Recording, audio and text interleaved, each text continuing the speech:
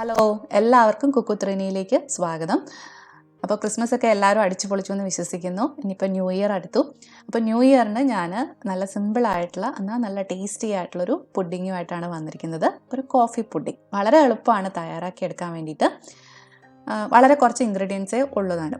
അപ്പോൾ നമുക്ക് വേഗം തന്നെ റെസിപ്പിയിലേക്ക് കടക്കാം. അപ്പോൾ ഈ പുഡിങ്ങിന് വേണ്ടിയിട്ട് ഞാനിവിടെ 1 കപ്പ് വിപ്പിംഗ് ക്രീം എടുത്തിട്ടുണ്ട്. അതുപോലെ തന്നെ 1 കപ്പ് പാലെടുത്തിട്ടുണ്ട്. കൊഴുപ്പുള്ള പാലാണ് എടുക്കേണ്ടത്. പിന്നെ വേണ്ടുന്നത് 1 കപ്പ് സ്വീറ്റൻഡ് കണ്ടൻസ്ഡ് മിൽക്കാണ്. അപ്പോൾ ഈ 3 ഇൻഗ്രീഡിയൻസും ഒരേ അളവിൽ തന്നെയാണ് എടുത്തിരിക്കുന്നത്, 1 കപ്പ്. ഇനി ഇതെല്ലാം കൂടെ നമുക്ക് നന്നായിട്ടൊന്ന് മിക്സ് ചെയ്തെടുക്കണം. അപ്പം വിപ്പിംഗ് ക്രീമിലേക്ക് ഞാൻ ഈ പാലും കണ്ടൻസ്ഡ് മിൽക്കും കൂടെ ചേർത്തിട്ട് ഒരു വിസ്ക് ഉപയോഗിച്ച് നന്നായിട്ട് യോജിപ്പിച്ചെടുക്കുകയാണ്.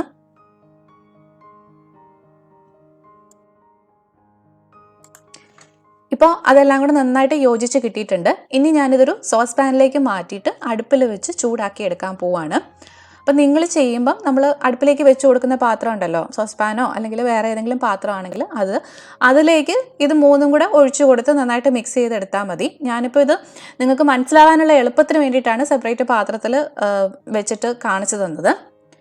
ഇനി ഈ പുഡിങ് സെറ്റ് ചെയ്യാൻ വേണ്ടിയിട്ട് നമ്മളിവിടെ ഉപയോഗിക്കുന്നത് ജലാറ്റിനാണ്. അപ്പം 1/4 കപ്പ് നല്ല തണുത്ത വെള്ളത്തിലേക്ക് 10 ഗ്രാം ജലാറ്റിൻ ഇട്ട് ഒന്ന് മിക്സ് ചെയ്തിട്ട് 10 മിനിറ്റ് നമുക്കൊന്ന് മാറ്റി വയ്ക്കാം. 10 ഗ്രാം ജലാറ്റിൻ എന്ന് പറഞ്ഞാൽ ഏകദേശം 3.5 ടീസ്പൂൺ ആണുള്ളത്.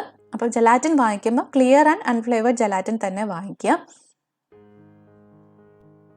ഇതിനി നന്നായിട്ടൊന്ന് യോജിപ്പിച്ചിട്ട് നമുക്കൊരു 10 മിനിറ്റ് മാറ്റി വയ്ക്കാം. അപ്പോഴത്തേക്കും ആ ജലാറ്റിനൊക്കെ വെള്ളം അങ്ങ് അബ്സോർബ് ചെയ്തിട്ട് കുറച്ചൊരു കട്ടിയായിട്ട് വരും. ഇപ്പം ഞാൻ സോസ് പാൻ അടുപ്പിലേക്ക് വെച്ച് കൊടുത്തിട്ടുണ്ട്. നമ്മളിതിലേക്ക് കണ്ടൻസ്ഡ് മിൽക്ക് ചേർത്തിരിക്കുന്നത് കൊണ്ട് തന്നെ കുറച്ചൊരു മധുരം ഉണ്ടാവും ഇതിന്. പക്ഷേ അത്രയും മധുരം പോരായിരിക്കും. അതുകൊണ്ട് ഞാനിവിടെ ഒരു 4 ടേബിൾ സ്പൂൺ പഞ്ചസാരയും കൂടെ ചേർത്ത് കൊടുത്തിട്ടുണ്ട്. നിങ്ങൾക്ക് ആ കണ്ടൻസ്ഡ് മിൽക്കിൻ്റെ മധുരം മതിയാവുമെങ്കിൽ അത്രയും ചേർത്താൽ മതി. അപ്പോൾ ജസ്റ്റ് ഇതൊന്ന് ടേസ്റ്റ് ചെയ്ത് നോക്കുക. എന്നിട്ട് കൂടുതൽ മധുരം വേണമെന്നുണ്ടെങ്കിൽ ചേർത്ത് കൊടുത്താൽ മതി കേട്ടോ. ഇപ്പം ഞാൻ തീ ഓൺ ആക്കിയിട്ടുണ്ട്. ഇനി ഇടയ്ക്കിടയ്ക്ക് ഇളക്കി കൊടുത്തുകൊണ്ടിരിക്കണം. അതുപോലെ തന്നെ ചെറു തീയിലിട്ടിട്ട് വേണം ഇത് ചെയ്യാൻ വേണ്ടിയിട്ട്.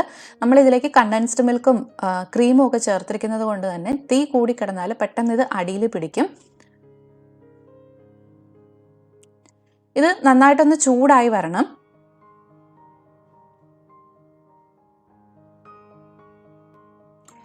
ഇപ്പോൾ ആ പാലിൻ്റെയും ക്രീമിൻ്റെയൊക്കെ മിക്സ് നന്നായിട്ടൊന്ന് ചൂടായി ചെറുതായിട്ടൊന്ന് തിള വന്ന് തുടങ്ങിയിട്ടുണ്ട്. ഈ സമയമാകുമ്പോൾ നമുക്ക് ഇതിലേക്ക് കോഫി പൗഡർ ചേർത്ത് കൊടുക്കാം. ഏതെങ്കിലും ഇൻസ്റ്റൻറ്റ് കോഫി പൗഡർ ഉപയോഗിച്ചാൽ മതി. ഞാനിവിടെ നെസ്കഫേ ആണോ എടുത്തിരിക്കുന്നത്. 3 ടേബിൾ സ്പൂൺ കോഫി പൗഡറാണ് ഞാനിതിലേക്ക് ചേർത്ത് കൊടുക്കുന്നത്. അപ്പം ഇടയ്ക്കൊന്ന് ഇളക്കി കൊടുത്തോണ്ട് വേണം ചേർത്ത് കൊടുക്കാൻ വേണ്ടിയിട്ട്.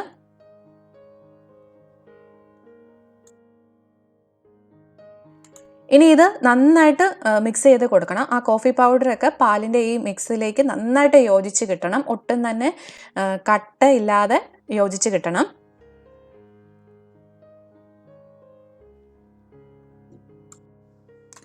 ഇപ്പോൾ ആ കോഫി പൗഡർ എല്ലാം അതിലേക്ക് നന്നായിട്ട് യോജിച്ച് കിട്ടിയിട്ടുണ്ട്. ഇതിലേക്ക് ഇനി നമ്മൾ നേരത്തെ തണുത്ത വെള്ളത്തിൽ ഇട്ട് വെച്ചിരുന്ന ജലാറ്റിനും കൂടെ ഒഴിച്ചു കൊടുക്കാം. എന്നിട്ട് നന്നായിട്ട് മിക്സ് ചെയ്ത് കൊടുക്കണം. ജലാറ്റിനൊക്കെ ഈ പാലിൻ്റെ കൂട്ടിലേക്ക് നന്നായിട്ട് യോജിച്ച് കിട്ടണം. അതിൻ്റെ ഒപ്പം തന്നെ ഞാൻ ഒരല്പം വാനില എസൻസ്, ഏകദേശം ഒരു 1/2 ടീസ്പൂണോളം വാനില എസൻസ് ചേർത്ത് കൊടുക്കുന്നുണ്ട്. ഇത് നിർബന്ധമൊന്നുമില്ല. അല്ലാതെ തന്നെ നമ്മുടെ പുഡിങ്ങിന് നല്ലൊരു കോഫി ഫ്ലേവർ ഉണ്ട്. പിന്നെ ഇഷ്ടമാണെന്നുണ്ടെങ്കിൽ മാത്രം ചേർത്ത് കൊടുത്താൽ മതി. അതിനുശേഷം ഒരു 1-2 മിനിറ്റും കൂടെ നന്നായിട്ടൊന്ന് ഇതുപോലെ ഇളക്കി യോജിപ്പിച്ച് കൊടുക്കുക. എന്നിട്ട് തീ ഓഫ് ചെയ്യുക. തീ ഓഫ് ചെയ്തതിന് ശേഷം കുറച്ച് നേരം കൂടെ ഒന്ന് ഇളക്കി കൊടുത്തോണ്ടേ ഇരിക്കുക, അധികം പാടെയൊന്നും ചൂടാതെ. എന്നിട്ട് കുറച്ച് ആ ചൂടെല്ലാം പോയി കഴിയുമ്പോൾ നമുക്കിത് പുഡിംഗ് ബൗളിലേക്ക് ഒഴിച്ചു കൊടുക്കാം. ഇനി ഇത് നമുക്ക് സെറ്റ് ചെയ്യാനുള്ള പാത്രത്തിലേക്ക് ഒഴിച്ചു കൊടുക്കാം. അപ്പോൾ ഞാനിവിടെ 2 ഇതുപോലത്തെ ബൗളാണ് എടുത്തിരിക്കുന്നത് സെറ്റ് ചെയ്യാൻ വേണ്ടിയിട്ട്. 2ലും ഞാൻ കുറച്ചൊരു ബട്ടർ ഒന്ന് തൂത്തിട്ടുണ്ട്. വിട്ടു പോരാനുള്ള എളുപ്പത്തിനാണ് നമ്മളങ്ങനെ ബട്ടർ തൂത്ത് കൊടുക്കുന്നത്. അപ്പോൾ ഈ 2 പാത്രത്തിലേക്കായിട്ട് നമുക്കിത് ഒഴിച്ചു കൊടുത്തിട്ട് റൂം ടെമ്പറേച്ചറിലേക്ക് ആവുമ്പോഴത്തേക്കും ഇത് ഫ്രിഡ്ജിലേക്ക് വെച്ച് കൊടുക്കണം. ഏകദേശം ഒരു 3 മണിക്കൂറും കൊണ്ട് ഇത് സെറ്റായി കിട്ടും. റൂം ടെമ്പറേച്ചറിൽ ആയതിനു ശേഷം മാത്രമേ ഫ്രിഡ്ജിലേക്ക് വെച്ച് കൊടുക്കാവുള്ളൂ. 3 മണിക്കൂർ ഫ്രിഡ്ജിൽ വെച്ചതിന് ശേഷം ഞാൻ പുറത്തെടുത്തിട്ടുണ്ട്. നന്നായിട്ട് സെറ്റായി വന്നിട്ടുണ്ട്. ഒരെണ്ണം ഒന്ന് ഡീമോൾഡ് ചെയ്ത് കാണിക്കാം. കണ്ടോ, നല്ല സോഫ്റ്റ് ആയിട്ടുള്ള പുഡിങ് നമുക്ക് കിട്ടിയിട്ടുണ്ട്. സോഫ്റ്റ് മാത്രമല്ല നല്ല ടേസ്റ്റിയാണ്. ആ കോഫിയുടെ ഫ്ലേവർ ഇഷ്ടപ്പെടുന്ന എല്ലാവർക്കും ഇഷ്ടമാവും ഈ സിമ്പിളായിട്ടുള്ള പുഡിങ്. വളരെ പെട്ടെന്ന് തന്നെ നമുക്ക് തയ്യാറാക്കിയെടുക്കാം. പ്രിപ്പറേഷൻ ടൈം എന്ന് പറഞ്ഞാൽ വളരെ കുറവാണ്. അതുപോലെ നല്ല ഈസിയാണ് തയ്യാറാക്കിയെടുക്കാൻ വേണ്ടിയിട്ട്, നല്ല ടേസ്റ്റിയാണ്. അപ്പോൾ എല്ലാവരും ഇത് വീട്ടിൽ ട്രൈ ചെയ്ത് നോക്കുക. ട്രൈ ചെയ്ത് നോക്കിയിട്ട് നിങ്ങളുടെ ഫീഡ്ബാക്ക്സ് മറക്കാതെ എന്നെ അറിയിക്കുക. അപ്പോൾ ഈ റെസിപ്പി ഇഷ്ടമായിട്ടുണ്ടെങ്കിൽ ലൈക്ക് ചെയ്യുക, കമൻറ്റ് ചെയ്യുക, ഷെയർ ചെയ്യുക. ഒപ്പം സബ്സ്ക്രൈബ് ചെയ്യാത്തവരാണെങ്കിൽ സബ്സ്ക്രൈബ് ചെയ്യാനും മറന്നു പോകണ്ട. വീണ്ടും നല്ല നല്ല റെസിപ്പികളുമായിട്ട് വരാം. അതുവരെ ബൈ ബൈ, ടേക്ക് കെയർ.